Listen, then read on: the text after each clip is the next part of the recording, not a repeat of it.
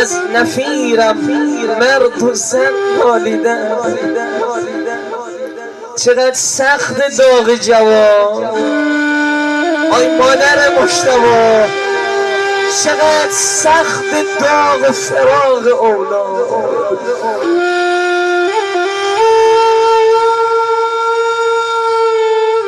آی اسلام عزیز، چقدر سخت فراق جوان، جگر آدم آتش میزنه. میخواید بگید مجتبی جان به خدا صدات هنوز تو گوش ماست، هنوز هم انگار داخل این خانه داری راه میری قربونت برم، اما ما نمیتونیم تو رو ببینیم. مجتبی جان تو که طاقت نداشتی بیقراری ما